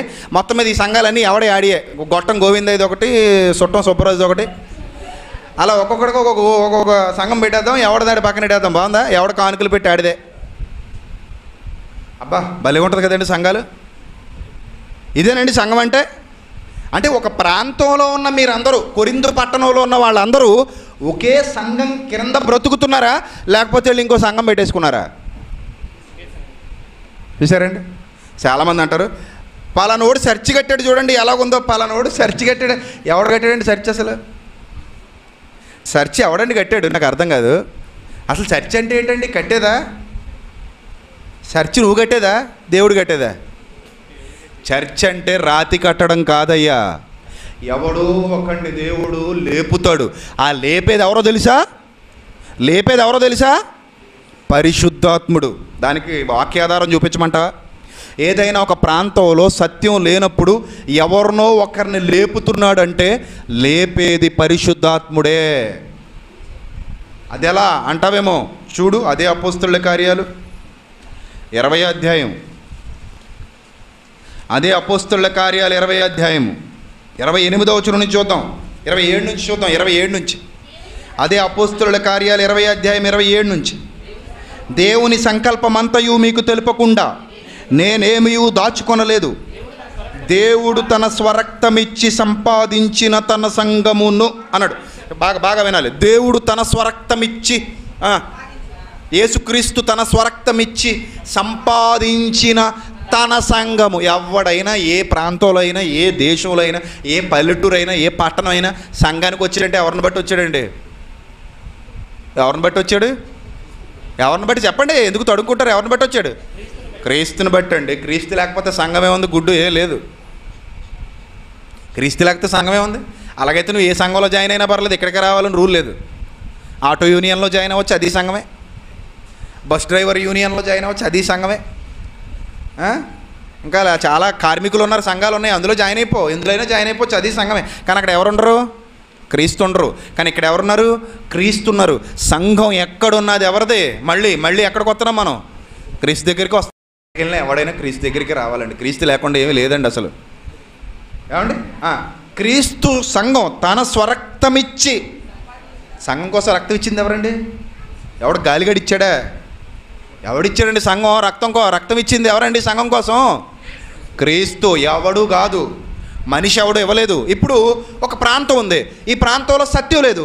సత్యం కావాలి అని అనుకునేది ఎవరో తెలుసా? మనిషి అనుకోకు. మనిషి వెనకున్నది ఎవరు? దేవుడు. ఉదాహరణకు నేనే ఉన్నాను, మా ఏరియాలో సత్యం లేదని నాకు తెలిసింది. సత్యం లేదని నాకు తెలియజేసింది ఎవరు? దేవుడే. మరి ఇక్కడ పని చేయాలి ఆయన, నువ్వు పని చేయాలి, ఆత్మలు సంపాదించాలి. ఇక్కడ సత్యంతో ఉన్న ఒక సంఘం స్థాపించబడాలి. సత్యానికి నిలయంగా, సత్యానికి కేంద్రస్థానంగా ఇక్కడ సంఘం స్థాపించబడాలి. సంఘం సత్యానికి స్తంభంగా ఉండాలి. తిమోతి పత్రికలో అది చెప్తాడు. సంఘం దేనికి స్తంభం అట? సత్యానికి స్తంభము, ఆధారము. సంఘం సత్యానికి స్తంభము, సత్యానికి ఆధారము అన్నాడు. అంటే ఇప్పుడు సత్యం లేని చోట ఒక సత్యాన్ని నేను ఏర్పాటు చేయాలని నా మనసును ప్రేరేపించినది ఎవరు? పరిశుద్ధాత్ముడే. చూడండి అక్కడ ఏమని రాయబడిందో. దేవుడు తన స్వరక్తమిచ్చి సంపాదించిన తన సంఘమును కాయుటకు పరిశుద్ధాత్మ మిమ్మును దేని యందు అధ్యక్షులనుగా ఉంచెనో. నన్ను అధ్యక్షుడిని చేసింది ఎవరండి సంఘానికి? నిన్ను అధ్యక్షుడిని చేసింది ఎవరు సంఘానికి? దేని యందు నిన్ను ఒక నాయకుడిగా, ఒక అధ్యక్షుడిగా ఉంచెనో. ఎవరండి ఉంచింది? పరిశుద్ధాత్ముడు. అంటే సంఘ స్థాపనకు కారకుడు ఎవరు? పరిశుద్ధాత్ముడు. నిన్న అదే విన్నారు. ఎక్కడ వాక్యం ప్రకటించాలో కూడా తీసుకెళ్ళింది ఎవరట? పరిశుద్ధాత్ముడే. లేకపోతే మనం అనుకుంటే అది జరగదండి. నీకు ఆ ఆలోచన వచ్చింది అంటే దేవుని వల్లే రావాలి. అలా కొరింథులో ఒక సంఘం ఏర్పాటైంది. ఆ సంఘం ఏర్పాటైన తర్వాత 3 మొక్కలు వచ్చాయి. ఇక్కడ నేర్చుకున్నోళ్ళే, ఇక్కడ బాప్తిజం పొందినోళ్ళే. ఇక్కడిక్కడే ఏవో సమస్యలు వచ్చేసాయి కాబట్టి కులం పేరుతో విడగొట్టేస్తున్నారు. కాపులందరికీ ఒక సంఘం అట, చౌదరీస్ అందరికీ ఒక సంఘం, రెడ్డిస్ అందరికీ ఒక సంఘం. చూసారా? ఏ సంఘాలు ఇవి? మామూలు బయట ఆళ్ళ సంఘాలు కాదు, కుల సంఘాలు కాదు, క్రీస్తు సంఘాలే. కుల సంఘాలు క్రీస్తు సంఘాలేనండి. విడగొట్టేసుకుంటున్నారు ఎవరి మట్టుకు వాళ్ళు. ఒకే ప్రాంతం, ఒకే చర్చ్ ముక్కలైపోతుంది. ఎవడో వెళ్ళిపోతాడో 10 మందిని పోగేసేస్తాడు. ఇదిగో ఇది నా చర్చ్ అంటాడు. అది ఎలా సాధ్యం? నీ చర్చ్ ఎలా అవుతుంది? అది చర్చ్ ఎవరిది అసలు? ప్రభువుది, సత్యానిది. సంఘం ఎవరిది? సత్యానిది తప్ప, వాక్యానిది తప్ప వ్యక్తులది కాదు. ఎందుకంటే సంఘం అంతా వ్యక్తికి లోబడి ఉండాలి అని అనుకుంటుంది ఈరోజు సమాజం. కానీ బైబిల్ అలా చెప్పట్లేదు. బైబిల్ ఏం చెప్తుందో తెలుసా? సంఘం వాక్యానికి లోబడి ఉండాలి. వాక్యాన్ని బట్టి సంఘం వాక్యానికి విధేయత చూపించి వాక్యానుసారమైన ప్రవర్తన, వాక్యానుసారమైన నడవడిక, అది సంఘం యొక్క విధి. అది సంఘం యొక్క విధి, సంఘం యొక్క కట్టడ. సంఘం సత్యాన్ని ఆధారం చేసుకుని ఉండాలి. సంఘం సత్యాన్ని అవలంబిస్తూ ఉండాలి. సంఘం సత్యం అనే గొడుగు కింద ఉండాలి. ఇప్పుడు సంఘం స్థాపించబడిన తర్వాత ఆడు మాకు మోషే గారు అహరోన్లో ఉన్న తర్వాత కొంతమందికి మోషే అహరోన్లు నచ్చలేదు. మోషే అహరోన్లు కొంతమందికి నచ్చలేదు, వ్యక్తిగతంగా నచ్చలేదు అంతే, వాక్యానుసారంగా కాదు. వ్యక్తిగతంగా నచ్చలేనప్పుడు వాళ్ళ మీద వీళ్ళు ఏం చేశారట? తిరుగుబాటు చేశారు. నిజానికి మోషే వాక్యానుసారంగా లేనప్పుడు దేవుడే తీసేస్తాడు. సంఘం అతను పక్కన పెట్టేయాలి. అక్రమముగా నడుచుకుని వారి యొద్ద నుండి మీరు ఏమైపోవాలి? తొలగిపోవాలి. అక్కడ సహోదర ప్రేమ ఉండదు. ఇంకా ఇప్పుడు చాలామంది ఎలా తగలడ్డారంటే, నేను తాగుతాను, నన్ను ప్రేమించి నీకెందుకు, దేవుడు చూసుకుంటాడు, నువ్వు నన్ను ప్రేమించు. నేను వ్యభిచారం చేస్తాను, నువ్వు నన్ను ప్రేమించి దేవుడు చూసుకుంటాడు, నీకెందుకు. నేను నిన్ను దోచుకుంటా ఉంటాను, నువ్వు నన్ను ప్రేమిస్తా ఉండు. ఎవరు చూసుకుంటారట? దేవుడు చూసుకుంటాడా? అసలు అన్న బాగుందండి ఇది. అది వాక్యానుసారమేనా? కాదు.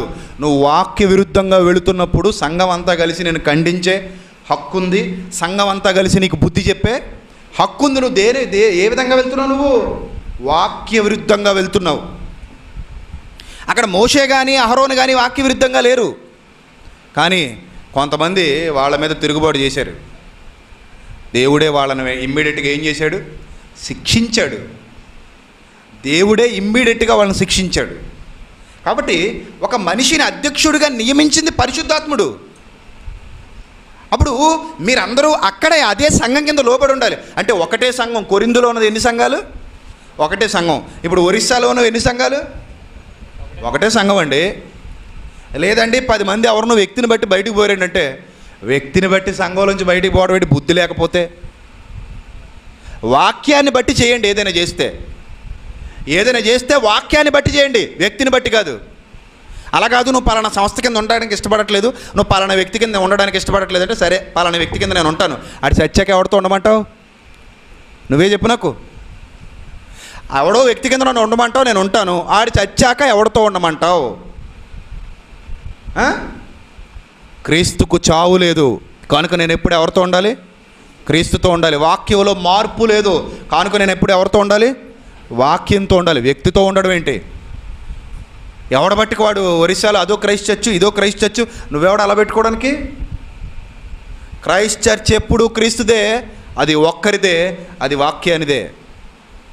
వాక్యానికి తప్ప సంఘం మీద ఎవరికి అధికారం లేదు, ఏ వ్యక్తికి లేదు. అందుకే ఈరోజు మనుషులు ఎలా తగలటారో తెలుసండి. ఆడెవడో మీటింగ్ పెట్టాడు, నేను వెళ్ళను. మరి అక్కడ ప్రకటించేది ఏంటి? వాక్యం కదా. ఎందుకు వెళ్ళవు వాక్యానికి నువ్వంటే, ఒక వ్యక్తి వెళ్ళొద్దు అన్నాడు కాబట్టి వెళ్ళను. భలే ఉందరా, దొరికావు ఇక్కడ. ఒక వ్యక్తి వెళ్ళొద్దు అన్నాడు కాబట్టి నేను ఎక్కడికి వెళ్ళను? వాక్యానికి వెళ్ళను. ఇంతకీ నీ దృష్టిలో వాక్యం గొప్పదా, వ్యక్తి గొప్పోడా? నీ దృష్టిలో వాక్యం గొప్పదా, వ్యక్తి గొప్పోడా? వ్యక్తి గొప్పోడు. అంటే నేను పరలోకానికి నడిపించేది వ్యక్తా, వాక్యమా? వాక్యం. కానీ నీ దృష్టిలో వ్యక్తి. ఈడేమనుకుంటాడు? మరి అక్కడ ఉంది కదండి వాక్యం. వాక్యం ఎక్కడైనా ఉంది. ఎక్కడున్న వాక్యాన్నైనా నువ్వు వినాలి. విని అందులో సత్యం ఉంటేనే కొనసాగాలి, సత్యం లేకపోతే వెనుదిరగాలి. ఇది సత్యం కాదు అని.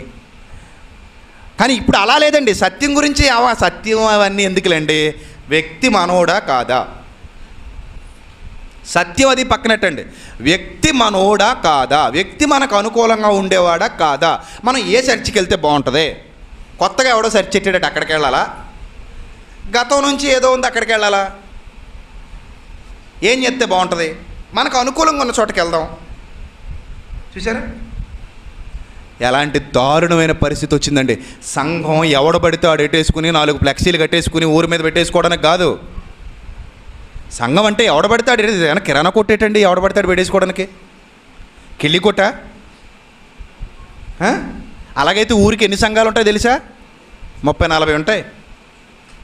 ఇప్పుడు మీరే వేరే అయిపోయారు అనుకోండి, ఈ ఒరిస్సాలో ఎన్ని సంఘాలు పెట్టచ్చు మీరు? 10 మందికి ఒక సంఘం పెట్టుకోండి. ఎన్ని అవుతాయి మీ సంఘం? ఒక 100 అవుతాయా? 100 అవుతాయి. అవసరమండి అలాంటివి? వాక్యానికి లోబడి వాక్యానుసారమైన జీవితం కలిగి ఎవడు వాక్యానికి భిన్నంగా వెళుతుంటే వాడిని పక్కన పెట్టండి, వాడికి బుద్ధి చెప్పండి. మారితే చేర్చుకోండి, మారలేదా బుద్ధి చెప్పండి, పక్కన పెట్టండి. అక్రమముగా నడుచుకుని ప్రతి సహోదరుని యొద్ద నుండి మీరు తొలగిపోవాలి అన్నాడు. అంటే సత్యం ప్రకటింపబడే చోట మళ్ళీ ఇది బెల్ట్ షాపుల్లాగా పెద్ద బ్యాందీ షాప్ ఒకటి, పక్కన మళ్ళీ 4 బెల్ట్ షాపులు. ఇది వ్యాపారం. పెద్ద కిరాణా కొట్టు ఒకటి, మళ్ళీ పక్కన 4 కిరాణా కొట్లు. ఇది ఒక వ్యాపారం.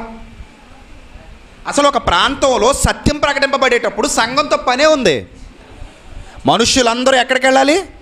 ఆ సత్యాన్ని నేర్చుకోవడానికి ఈ సంఘంలోనికి రావాలి. ఎందుకంటే పరిశుద్ధ సంఘముగా కూడుకోవాలి. ఇంపార్టెంట్ పరిశుద్ధత మర్చిపోకండి. దేవుడు కోరుకునేది ఏంటి? పరిశుద్ధత. సంఘానికి ఆ పరిశుద్ధత ఉండాలి, కానీ వ్యక్తులకు పరిశుద్ధతే ఉండదు. ఇప్పుడే ఆ తమ్ముడు పాఠం చెప్పాడు, మంచి పాఠం. పౌలు గారి ముళ్ళు. పౌలు గారిలో ఉన్నది నిజంగా పాపమే అనుకోండి, ఆయనకి నీతి కిరీటం దక్కదండి. లాస్ట్లో ఏమన్నాడు తెలుసా? తిమోతి పత్రిక రాస్తూ, నా కొరకు నీతి కిరీటం ఉంచబడి ఉన్నది అంటాడు. నీతి కిరీటం అంటే ఏంటంటే పాపం చేస్తే వచ్చేదా? నీతినే కిరీటంగా ధరించుకున్నానంటాడు. నీతినే కిరీటంగా ధరించుకోబోతున్నాను నేను. ఎందుకంటే నా నీతిని బట్టి, నేను బ్రతుకును బట్టి, నేను చేసిన పోరాటాన్ని బట్టి నా కోసం దేవుడు నీతి కిరీటం ఎందుకు ఇచ్చాడు? ఇతడు నీతిగా బతకటాన్ని బట్టే ఇస్తున్నాడు. నీతిని అనుసరించి జీవించడాన్ని బట్టి ఏ కిరీటం వస్తుంది? నీతి కిరీటం వస్తుంది. పాపాన్ని అనుసరించి జీవిస్తే ఏ కిరీటం వస్తుంది? పాతాళం అనే అగ్ని కిరీటం వస్తుంది. అర్థమవుతుందా? అగ్ని కిరీటం పాపం చేసేవాడికి వస్తుంది, నీతి కిరీటం నీతిగా జీవించినోడికి వస్తుంది. ఇప్పుడు పౌలు గారికి నీతి కిరీటం వచ్చిందంటే దేన్ని బట్టి వచ్చిందంటారు? పౌలు గారిలో ఉన్న ముళ్ళు పాపం అంటారా? ఎవడో ఏవేవో చెప్పేస్తున్నాడండి, ఎవడో తోచింది వాడు చెప్పేస్తున్నాడు సమాజంలో. వీడి పాపాలు కప్పెట్టుకోవడానికి పౌలు గారిలో ఉన్న పాపం అంటాడు.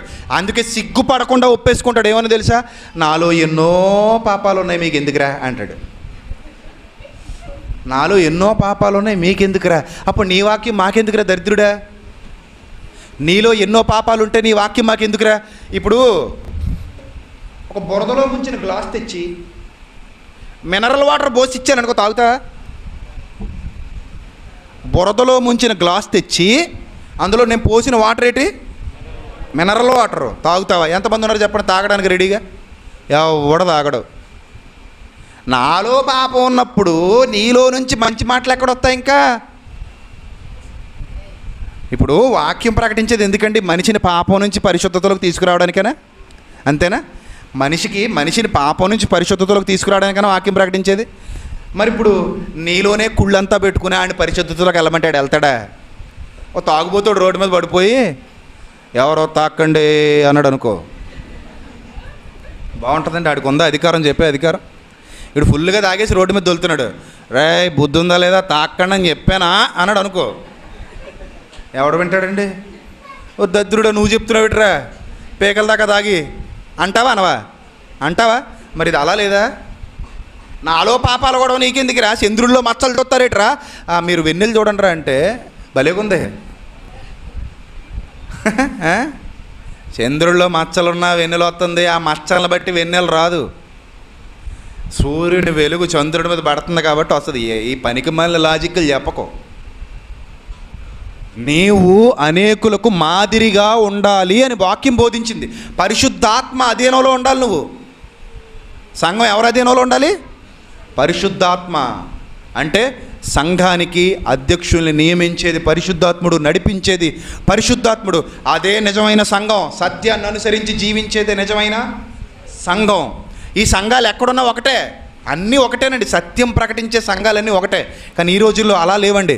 ఎలా చేస్తున్నారు తెలుసా? ఒక 100 మంది టీం తయారు చేసుకోవడం, వీళ్ళందరూ ఒకటట, వీళ్ళ భోజనాలు వేరేట. అంటే ఈ 100 మంది సంవత్సరం పోగేసుకుని భోజనాలు ఎట్టేసుకుంటారు అన్నమాట వీళ్ళు. అంటే ఏంటండి అసలు ఇది? ఎక్కడొచ్చింది ఈ సంఘం? ఎక్కడి నుంచి వచ్చింది ఇది? అంటే ఒక వాక్యం కింద లేరా? ఒక గూటి కింద లేరా? ఎక్కడ సత్యం ప్రకటింపబడుతున్నా మీరు అందరూ ఒక్కటే, వేరు కాదు. శరీరాన్ని మొక్కలు చేయగలిగే శక్తి ఎవరికి లేదు. ఒకవేళ నా శరీరంలో అవయవాలు ఉన్నాయండి, నా చెయ్యి నరుకుతాను, చెయ్యి నరికేసి పక్కన ఎక్కడో గోడవారం నిలబెట్టి దీన్ని అన్నం అక్కడే పెట్టి నీళ్ళు అక్కడే తాగించి దీనికి బూస్ట్ హార్లిక్స్ అక్కడే పట్టించి చెయ్యిలాగా అలాగే ఎదిగేలా చేస్తానంటే అవుతుందా? నరకగానే చెయ్యేమైపోద్ది, చచ్చిపోద్ది, కుళ్ళిపోద్ది. ఇందులో ఉంటేనే చెయ్యికి విలువ, శరీరంలో ఉంటేనే చెయ్యికి విలువ. ఈ మొక్క కత్తిరించి అక్కడ పెడతానంటే ఇక్కడికి ఇది కట్ చేద్దామండి, శరీరాన్ని ఇక్కడికి ఇది కట్ చేసేద్దాం, కిందనంతానేమో పలానా ఆయన సంఘం, పైదేమో ఇంకొక ఆయన సంఘం. కుదురుతుందా? కుదురుతుందా? రెండు పోయాయి. హెడ్ ఎవరండి? క్రీస్తు. అవయవాలన్నీ ఎవరండి? మనము. అంటే సంఘమంతా ఎవరికి లోబడి ఉండాలి? చచ్చిపోయేంత వరకు క్రీస్తుకు లోబడి. మరి ఎవరిని గొట్టంగానే తీసుకురాకండి ఇందులోకి. మళ్ళీ చెప్తున్నాను, ఎవడికి సార్వత్రిక సంఘం మీద అధికారం లేదో. నేను ఎప్పుడో ఛాలెంజ్ చేశాను 3 ఏళ్ల కిందట, ఎవడైనా దమ్మున్నోడు ఉంటే నిలబడండ్రా మాట్లాడుకుందాం అని. ఎప్పటికీ ఒక్కళ్ళేడు, ఎక్కడో కూర్చుని మొరుగుతారు. రెండ్రా. మొన్న వెళ్ళాను నేను జనవరిలో. అడగండి కావాలంటే, ఫోన్ కాల్ రికార్డింగ్స్తో సహా ఉన్నాయి నా దగ్గర. ఎక్కడికైతే రమ్మన్నాడో అదే ప్రాంతానికి వెళ్ళి అక్కడి నుంచే ఫోన్ చేశా, వచ్చాను రా ఇక్కడికి, రమ్మంటున్నారు కదా, కూర్చుందామా? ఎవరిని కూర్చోబెడతారు? కూర్చోబెట్టండి, మాట్లాడుకుందాం. ఎవరిని నిలబెట్టండి, డిబేట్కి మాట్లాడుకుందాం. మీలో సమర్థుడు ఎవడైనా ఉంటే నిలబెట్టండి అని 3 ఫోన్ చేశా.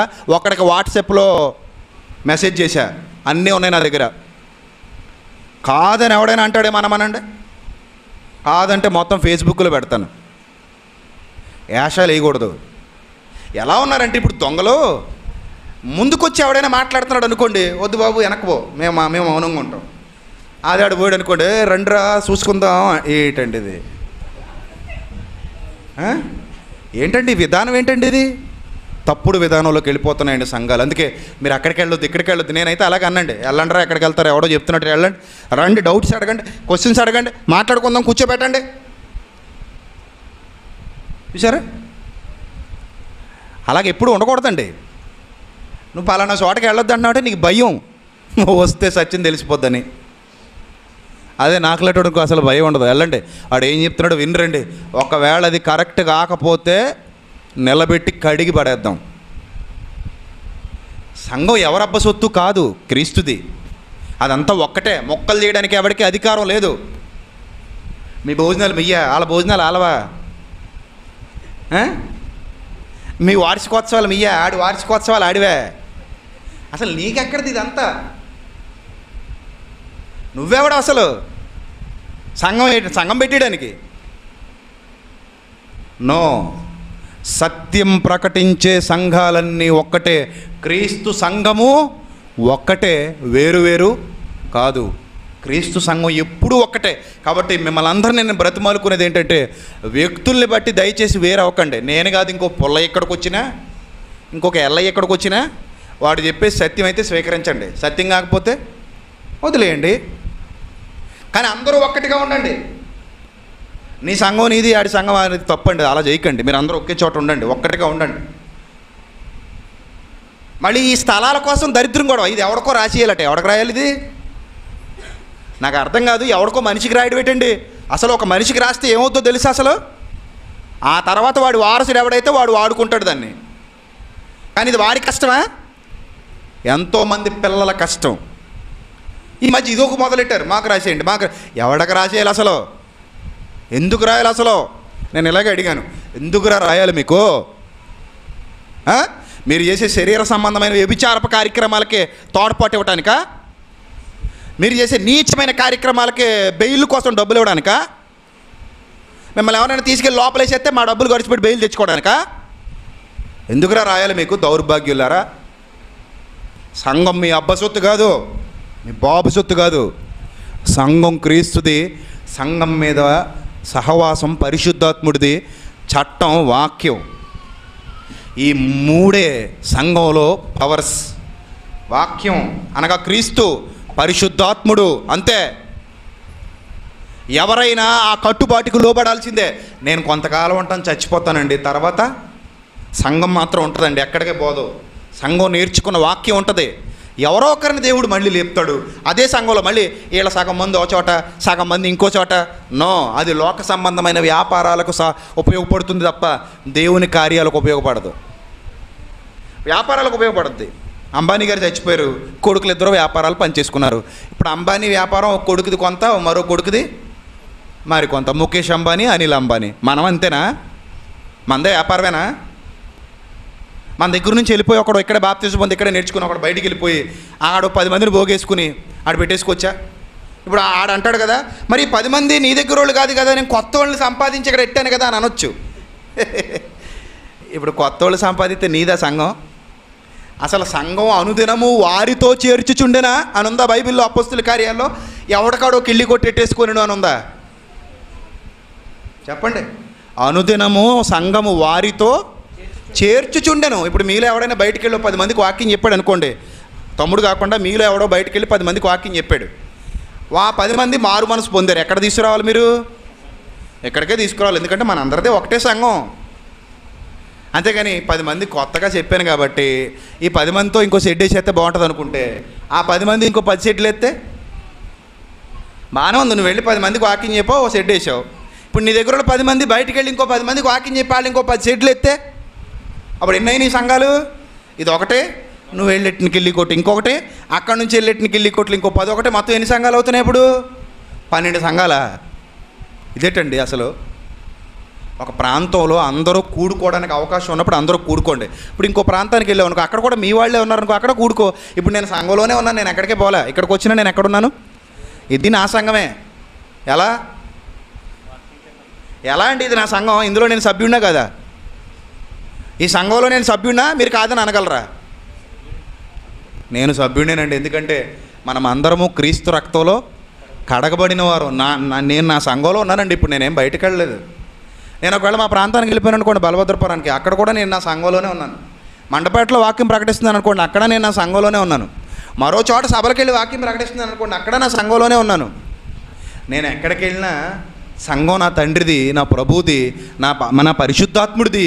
నేను అందులో సభ్యుడిని కనుక నేను అక్కడ ఉన్నానంటే నేను ఎక్కడున్నట్టు? సంఘంలో ఉన్నట్టు. సంఘాన్ని వేరు చేయడం ఎవడి వల్ల కాదండి. కనుక మొక్కలు చేయకండి.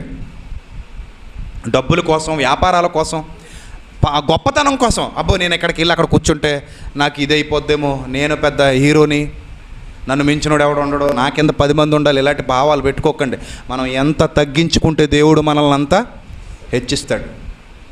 మన తగ్గింపే దేవుడు మనల్ని హెచ్చించేది. ఒకవేళ ఎవడైనా పనికిమాలిన పనులు చేసేవాడైతే వాడితో ఉండకండి, అది తప్పది. తప్పు. ఇప్పుడు నేను మీకు ఇంత వాక్యం ప్రకటించినానండి, రేపొద్దున నేనే భ్రష్టుని అయిపోయి చెడిపోతే మీరు ప్రేమగా ముందు నా దగ్గరికి వస్తారు, వచ్చి నాకు బుద్ధి చెప్తారు. నువ్వెవడరా నాకు చెప్పడానికి, గెట్ అవుట్ అన్నాను అనుకో, అప్పుడు ఏం చేస్తారు? నీ సావు నువ్వు చావరా, నువ్వు సంఘంలో లేవురా అంటారు. అంతేనా? అంతే. మీ అందరికీ ప్రకటించిన తర్వాత ఒకవేళ నేనే భ్రష్టుడని అయిపోదునేమో అని నా శరీరాన్ని ఏం చేసుకుంటున్నాను అన్నాడు పౌలు? నలగొట్టుకుని లోపరుచుకుంటున్నాను అన్నాడు. అంటే ఆయన కూడా భ్రష్టుడైపోయే అవకాశం ఉందా లేదా? ఉందండి.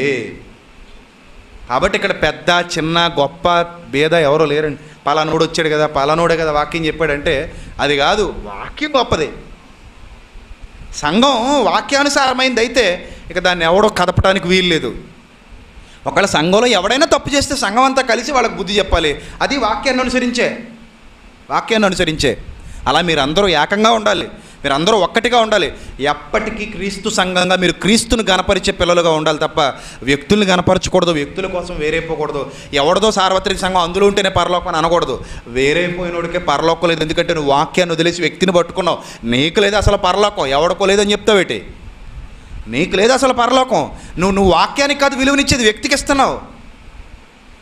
అందుకే నీకు లేదు పరలోకం. సంఘం ఉండగా మరో సంఘం పెట్టావు, నీకు లేదు పరలోకం.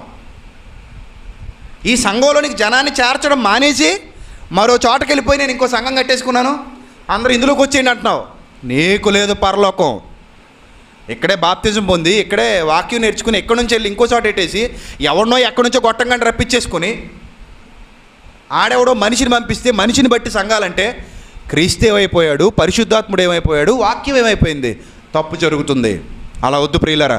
ఎప్పటికీ మీరందరూ ఒక్కటిగా ఉండండి, వాక్యానికి లోబడండి, వాక్యానుసారమైన జీవితం కలిగి ఉండండి. ఇక్కడ ఈగో ప్రాబ్లమ్స్ ఉండకూడదు. మేము అక్కడికి వెళ్ళడం ఏంటండి, మాకు సంఘం ఉండాలి.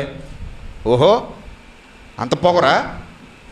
మేము ఎవరి దగ్గరికి వెళ్ళడం ఏంటండి, మా ఇంటి దగ్గర ఒక సంఘం పెట్టేద్దాం.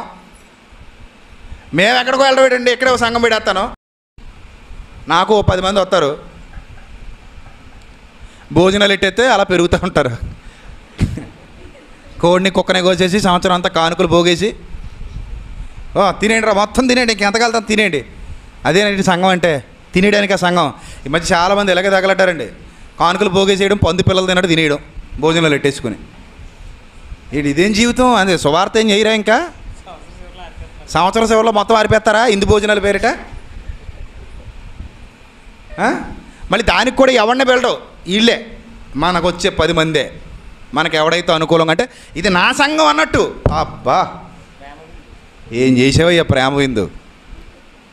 అలా చేయకండి మీరు, తప్పు. మరలా నేను ఎప్పుడైనా ఒరిస్సాకు వచ్చినప్పుడు ఇక్కడ పరిస్థితులు చూసినప్పుడు ఎలా ఉండాలి తెలుసా?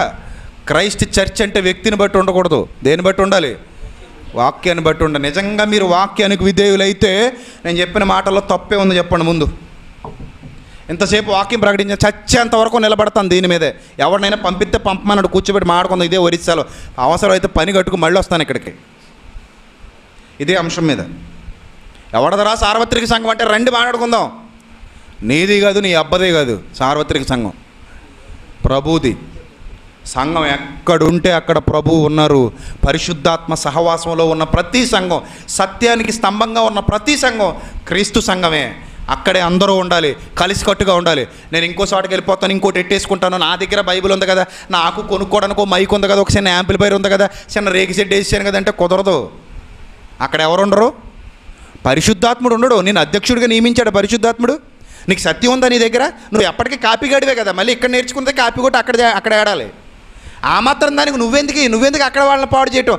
అందరినీ ఒకే చోట కూర్చోబెడితే నిజమైన సర్వసత్యం వీళ్ళు నువ్వు అందరూ నేర్చుకుంటారు కదా. 3 ముక్కలు చేసి ఇక్కడితో కాపీ కొట్టి అక్కడికి వెళ్ళి అక్కడ చెప్పి మళ్ళీ ఇక్కడికి వచ్చి అంత అవసరమా? దీనివల్ల దేవుని భావాలు దెబ్బతింటున్నాయి, దేవుని ఆలోచనలు దెబ్బతింటున్నాయి. క్రైస్ట్ చర్చ్ ఒక్కటే, 100 ఉండవు. గుర్తుపెట్టుకోండి, మీరు ఎప్పటికీ ఒక్కటే. ఎవడు మిమ్మల్ని విడదీయడానికి సరిపోడు. మీరే కాదు, ఇక్కడ ఎవరు సత్యాన్ని ప్రకటిస్తున్న వాళ్ళందరూ ఒకే గొడుగు కింద ఉన్నారు, వాక్యం కింద. వాక్యంలో నుంచి మనుషులు వేరు చేసేదే సాతాను. ఒకే సమయంలో 2 ఆరాధనలు ఏంటంటే దరిద్రం. కాకపోతే ఇక్కడ ఆరాధన జరుగుతుందట, ప్రజలు వస్తున్నారట, మళ్ళీ అక్కడ ఆరాధనట. ఇదేంటండి అసలు? అంటే అందరూ ఒకే ఊరిలో ఒకే ప్రాంతంలో ఒకే వాక్యం కింద ఉండలేరా మీరు? అంటే అక్కడో పరిశుద్ధాత్ముడు ఇక్కడో పరిశుద్ధాత్ముడా? అక్కడో క్రీస్తు ఇక్కడో క్రీస్తా? అక్కడో బైబిల్ ఇక్కడో బైబిలా? కాదు కదా. సమర్థుడు ఎవడు ఉంటే వాడి దగ్గర నేర్చుకోండి, బాగుపడండి. వాక్య విరుద్ధమైన పనులు ఇలాంటివి చేశారనుకోండి, అలాంటి వాళ్ళు ఎవరికి పరలోకం రాదు. అక్కడికి వెళ్ళిన వాళ్ళకే పరలోకం రాదు. ఎందుకంటే వ్యక్తిని బట్టి కొత్త సంఘాలు వెలుస్తున్నాయి, తప్పది. వాక్యాన్ని బట్టి మీరు అందరూ ఏకమై ఉండండి, వాక్యానుసారమైన జీవితం కలిగి ఉండండి. వాడు ఎంత గొప్పవాడైనా వాక్య విరుద్ధంగా ప్రవర్తిస్తే పక్కకు పెట్టేయండి. మారితే చేర్చుకోండి, తప్పు ఒప్పుకుని మారితే. లేదు నేను ఇలాగే ఉంటాను, ఎట్టవైతే ఉండడానికి అట్టవైతే పొండన్నాడు అనుకోండి, న్యాయముగా తీర్పు తీర్చే దేవుడు ఒకరోజు మన ముందుకు రాబోతున్నాడు. ఆ రోజు అందరూ తీర్పులోనికి వెళ్ళాలి, ఎవ్వడు తప్పించుకోలేడు. గనుక వాక్య విరుద్ధంగా మీ బ్రతుకులు ఉండకూడదని మరొకసారి మీ అందరికీ మనవి చేసుకుంటూ, సహోదరులు ఐక్యత కలిగి నివసించుట ఎంత మేలు, ఎంత మనోహరము. అది వాక్యాన్ని బట్టి జరగాలి తప్ప వ్యక్తిని బట్టి కాదు. మళ్ళీ పరిశుద్ధాత్మను బట్టి, ప్రభువును బట్టి మీరందరూ ఐక్యంగా ఉండండి. మీరందరూ ఒక్కటిగా కలిసి ఉండండి, వ్యక్తులను బట్టి కాదు. వాళ్ళు వస్తుంటారు, రండి మీరందరూ మాతో కలిసిపోండి. మీతో ఏంటి అసలు? వాక్యంతో కలవాలి. మీరు వాక్యంతో ఉంటే మేము వాక్యాన్ని బట్టి మీతోనే ఉంటాం. ఏమంటే నేను పచ్చి వ్యభిచారిని తాగుబోతుని అయినప్పుడు నాతో మీరు అందరూ కలిసి ఉండండి వాక్యాన్ని బట్టి అంటే, ఇప్పుడు ఆ వాక్యాన్ని బట్టి నేను వాక్యంలోనే లేనప్పుడు మీరు నాతో ఏం కలిసి ఉంటారు? మీకు అర్థమవుతుందా? నేను వాక్యంలోనే లేను కానీ మిమ్మల్ని ఏమంటాను? నాతో కలిసి ఉన్నాను అంటాను. అది ఎలా సాధ్యం? ముందు నువ్వు వాక్యంలోకి రా, మారు మనసు పొందు, పశ్చాత్తాపడు, తప్పు ఒప్పుకుని విడిచిపెట్టు, నీతిగా బతుకు, దేవునిలో ఉండు, సత్యమందు నిలిచి ఉండు. అప్పుడు అందరూ నీతోనే ఉంటారు. నువ్వు సత్యంలో లేనప్పుడు నీతో ఎవడుంటాడు? నువ్వు దోపిడి దొంగమైనప్పుడు నీతో ఎవడుంటాడు? నువ్వు మోసగడమైనప్పుడు నీతో ఎవడుంటాడు? నువ్వు ఆస్తులు రాయించేసుకుంటానంటే నీతో ఎవడుంటాడు? ఎవడు ఉండడు. గనుక ప్రియులారా, సత్యమే నిత్యము మనకు తోడై ఉండేది. సత్యమందు నిలిచి ఉన్నవాడే, సత్యానికి స్తంభంగా ఉన్నదే నిజమైన సంఘము. పరిశుద్ధముగా కూడుకునేదే నిజమైన సంఘము. అపవిత్రులకు ఇక్కడ చోటు లేదు. ఒకవేళ అపవిత్రత వచ్చిందా, ఇమీడియట్గా అక్కడే కడుక్కుని లోపలికి రా, విడిచిపెట్టి లోపలికి రా. ఒప్పుకో, తప్పు ఒప్పుకో, తగ్గించుకో, తప్పు లేదు. అంతేగాని నన్ను ఎలా అన్నాడు, నేను ఎట్లయినా సంఘం అని వెళ్ళి కొత్త సంఘాలు ఎట్టుకో. అది సంఘమే కాదు అసలు, దూళ్ళ దుకాణం అంటారు దాన్ని, సంఘం అనరు. దాని సంఘం అని ఎవడంట? దాన్ని క్రైస్ట్ చర్చ్ అండు. ఉన్నదొక్కటే క్రైస్ట్ చర్చ్, అదే క్రీస్తు సంఘం, అదే పరిశుద్ధాత్మ సహవాసం ఉన్న సంఘం. అక్కడి నుంచే సత్యం బయటికి వెళ్తుంది. సత్యం బయటికి వెళ్తుంది. నీ దగ్గర సత్యమే ఉండదు, నువ్వు కాపీగడివి. ఎందుకంటే నీకు పరిశుద్ధాత్మ సహాయం లేదు. పరిశుద్ధాత్మను దుఃఖపరిస్తే నీ నుంచి ఆయన వెళ్ళిపోతాడు. అందుకే పరిశుద్ధాత్మను దుఃఖపరచవద్దు అన్నాడు. కనుక జాగ్రత్త కలిగి ఉండండి.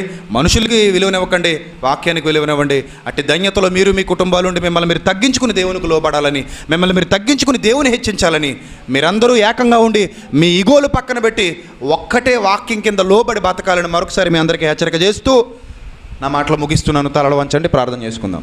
క్రీస్తు యేసునందు మమ్మల్ని అతి మిక్కిలిగా ప్రేమించిన మా ప్రియ పరలోకపు తండ్రి, మీ పిల్లలకు మీ మాటలు వివరించారు. కేవలం వినువారు మాత్రమే ఉండి తమను తాము మోసగించుకోకుండా విన్న మాటల ప్రకారంగా ప్రవర్తించగలిగే ధన్యత ప్రతి ఒక్కరికి అనుగ్రహించండి.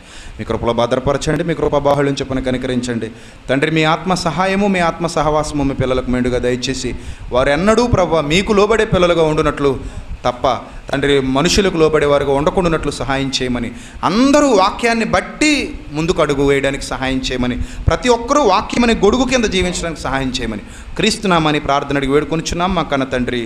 ఆమెన్. అందరికీ వందనాలండి.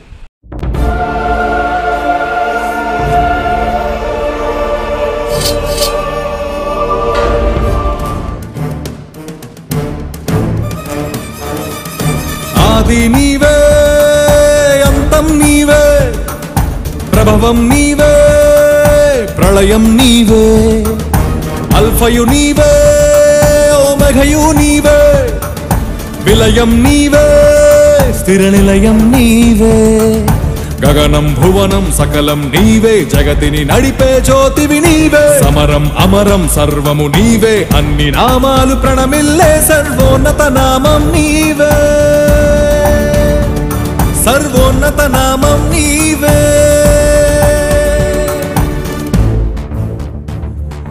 సర్వలోక న్యాయాధిపతి, సర్వలోక న్యాయాధిపతి, సర్వలోక న్యాయాధిపతి, సర్వలోక న్యాయాధిపతి,